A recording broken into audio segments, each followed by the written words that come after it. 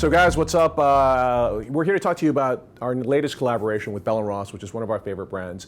And it's based on the platform of the Bellytanker Chronograph, which was a watch that was launched last year in 2017.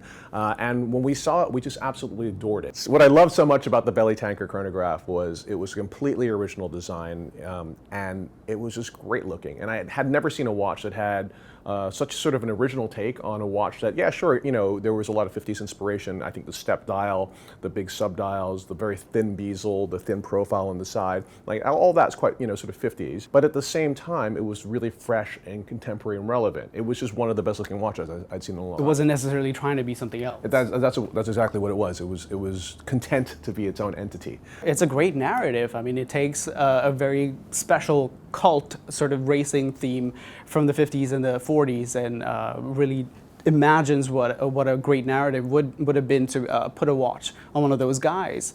That in itself is a great story. So we've done two versions. The first one is called Dusty. That's the sort of evocative sobriquet that we've given it. And it's a steel watch, this one right here. And it's got an amazing dial and an amazing bezel on it. The dial is meant to emulate or be an homage to the dials that we like that are called tropical dials. And tropical dials are, well, I mean, the sort of broad description of it is that they are dials that were unstable in terms of the coating that was put on them. And so when UV hit them, they changed in color to this beautiful deep chart. Well, there's quite a variety of dials, like where they can go anywhere from sort of like, you know, bitter chocolate to fairly medium colored. But then you'll see like, you know, double red sea dwellers and even subs that are, you know, much lighter in color, almost caramel in color. But the thing about it is that they're just beautiful watches, right? Now, I think because we're now in an era where everyone's super enchanted by the past, tropical dials have become huge, right? I mean, a tropical dial on any watch. Crazy big, yeah. The first thing we decided on is we were going to create a watch that was inspired by the past, but not be a complete replication of an old-looking watch, right? So we wanted to create a watch that had a beautiful caramel dial, that had a great-looking brown bezel, both of which looked as if they'd been faded by the sun.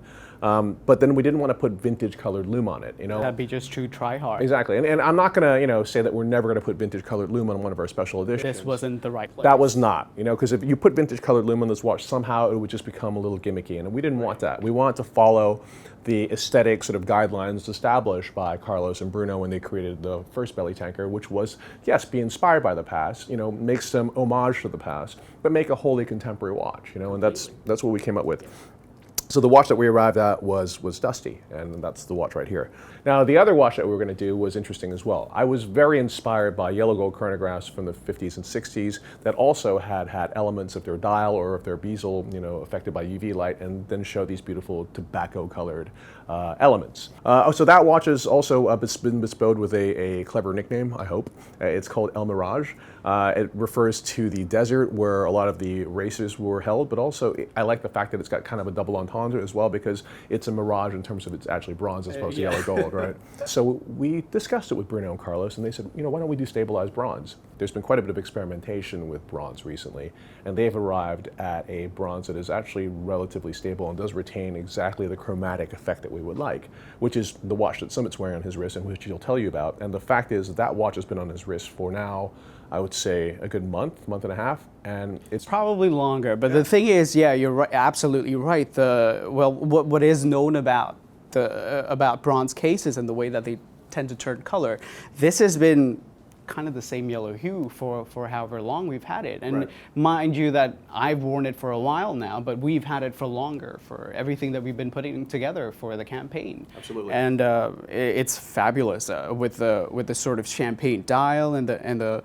brown sub dials and everything. The way that this entire thing comes together is pretty brilliant. It's nice because, again, you've got that whole effect of like a vintage yellow gold watch with the champagne dial, but then you've got these beautiful brown caramel colored sub dials and that brown bezel, and it makes it feel as if it really was this yellow gold watch that you dug out of your drawer. That's incredibly glamorous. Grandpa's drawers. Exactly, or your cool granduncle who, you know, was a race car driver or whatever, and he had that watch. Well, I got a birthday coming up, so I know I'll be treating myself to probably both of them. Sumit, would you like to buy one of them for me? I think I'm going to keep this, actually. Really? Okay, fantastic.